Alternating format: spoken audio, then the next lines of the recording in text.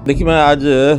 श्री गुरुद्वारा साहिब नाडा साहिब यहाँ आया हूँ और विशेष तौर पर ऐसे मौके पर जब हमारा एक बहुत लंबे समय से एक पेंडिंग इशू था कि हरियाणा की से गुरुद्वारा प्रबंधक कमेटी अलग जो बनाई गई है उसको मान्यता मिले। सुप्रीम कोर्ट में केस था और लगभग 8 साल के बाद ये जो केस है वो अब हरियाणा की जो गुरुद्वारा प्रबंधक कमेटी उन्होंने जीत लिया है और सारे जो हरियाणा के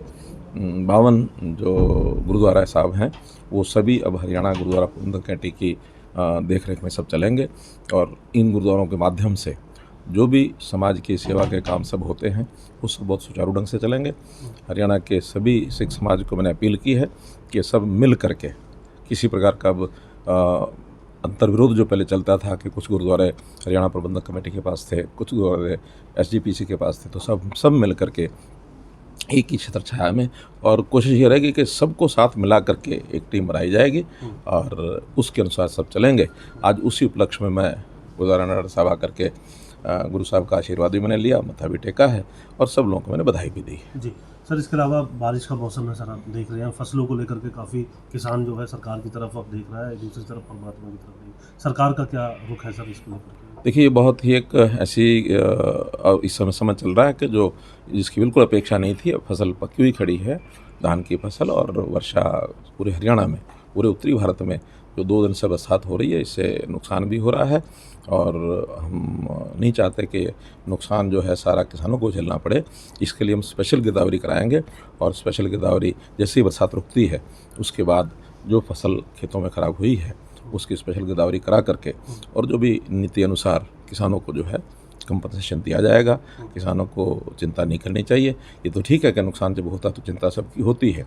लेकिन सरकार की ओर से पूरा प्रयत्न किया जाएगा कि स्पेशल गिरदावरी करा करके और उनको जो है कंपनसेट किया जाएगा। और जहाँ तक प्रोक्योरमेंट का विषय है, प्रोक्योरमेंट जो है चूँकि बारिश भी आ गई है, मॉइस्चर ज़्यादा है, तो हम लोगों ने जो केंद्र सरकार ने फैसला किया है वो है कि 1 अक्टूबर से ये प्रोक्योरमेंट होगी।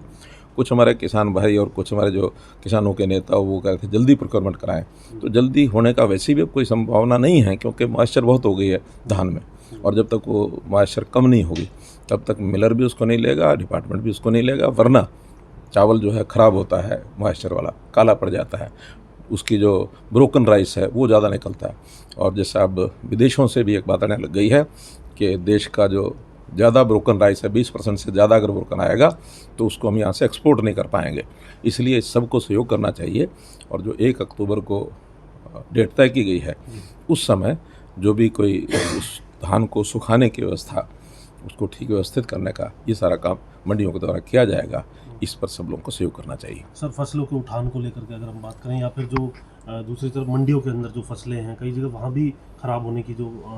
तस्वीरें हैं वो आ रही हैं, उसको लेकर के हमने निर्देश दिया है मार्केटिंग बोर्ड के अधिकारियों को कि इस सब जो धान वहाँ पहुँच गया है उसको जब तक बरसात है तब तक सुरक्षित स्थानों पर शेड के नीचे रखने की व्यवस्था करें अथवा तिरपाल से उसको ढकें ताकि वो गई फसल वहाँ ख़राब ना हो। और जैसे मौसम खुलता है उसको फिर सुखा करके और जल्दी से जल्दी उसकी झरना कराना है या उसकी पैकिंग करानी है, उसकी तुलाई करानी है और 1 अक्टूबर के बाद उसकी प्रोक्योरमेंट विधिवत हो जाएगी। सर, कुछ समय जो है एक्सटेंड किया जाएगा क्योंकि अब जिस तरीके से समय लगेगा किसानों को मंडी तक पहुँचने में फसल सुखा करके, नहीं, वो तो 1 अक्टूबर के बाद तो ओपन ही है। 1 अक्टूबर के बाद अगर किसान